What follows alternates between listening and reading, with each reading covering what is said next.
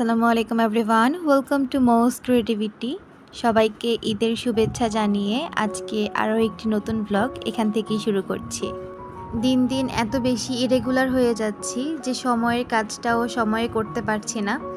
মানে এই ভিডিওটা আমার ঈদের দিনের ভিডিও ছিল, আর আমি এই ভিডিওটা অনেক আগেই করে তারপরে এডিট করে রেখে দিয়েছিলাম, কিন্তু ভয়েস আর দেওয়া হয়নি। ভয়েস দিব এরকম চিন্তা করতে করতে এতগুলো দিন পার হয়ে গেল।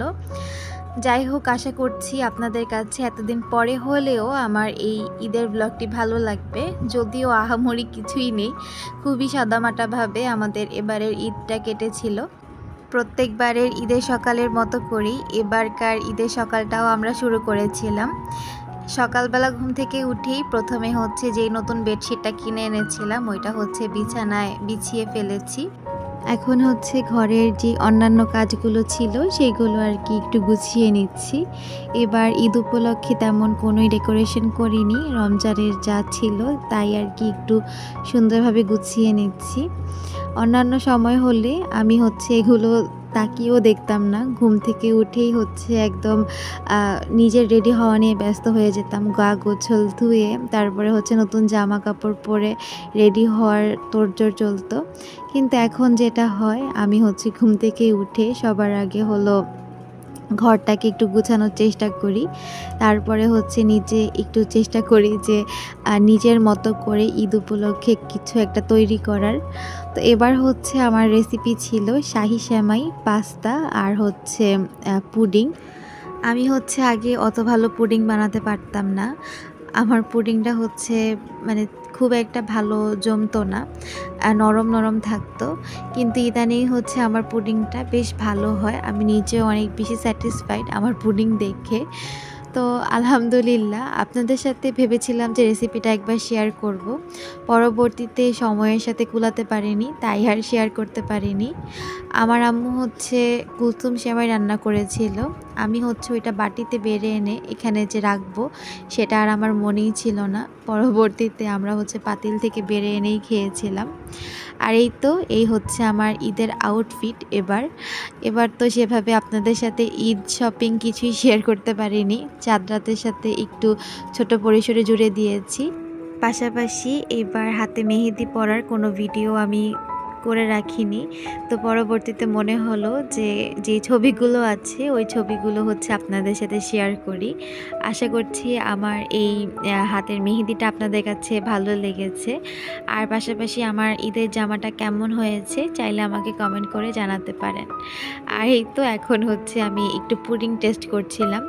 আমার পুডিং সবাই মোটামুটি খেয়ে প্রশংসা করেছে, আলহামদুলিল্লাহ। আর এই আমাদের দুপুরের খাওয়া দাওয়া। এখানে রোস্ট আর গরুর মাংস রান্না করা হয়েছে, তাই আমি একটা প্লেটের মধ্যে বেড়ে আপনাদের সাথে শেয়ার করছি। আর এটা বিকালবেলার ভিডিও। খাওয়া দাওয়া শেষ করে বিকালের দিকে মনে হলো যে একটু আমাদের দেশের বাড়ি থেকে ঘুরে আসি। আর এইবার যেহেতু আমার মেজো বোন এসএসসি পরীক্ষা দিবে, সেজন্য আমাদের সেভাবে এবার ঈদে কোথায় বের হওয়া হয়নি, বাসাতেই ছিলাম আমরা। শুধু ঈদের দিন বিকালবেলা আমরা সবাই মিলে একটু দেশের বাড়ি থেকে ঘুরে এসেছি। আর আপনারা সবাই জানেন যে আমাদের দেশের বাড়ি কিন্তু আমাদের মানে মেইন টাউন থেকে অত একটা দূরে না, খুব কাছেই, একদম খুব বেশি হলে 20 থেকে 25 মিনিট সময় লাগে। আর রাস্তায় জ্যাম না থাকলে তো আরও আগে চলে যাওয়া যায়।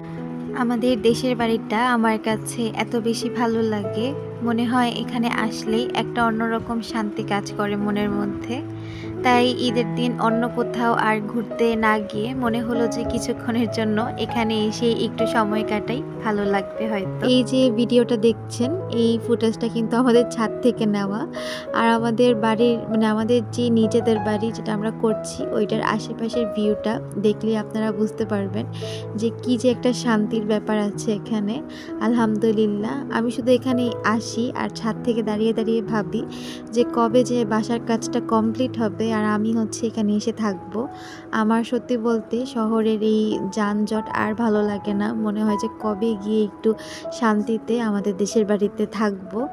সন্ধ্যার পরপরই বাসায় চলে এসেছিলাম। আর এখানে এসে দেখি আমাদের এলাকাটা হচ্ছে ছোট ছোট লাইট দিয়ে একদম সাজানো। এর কারণ হলো ঈদের পরের দিন আমাদের এলাকাতে একটা বিয়ে ছিল।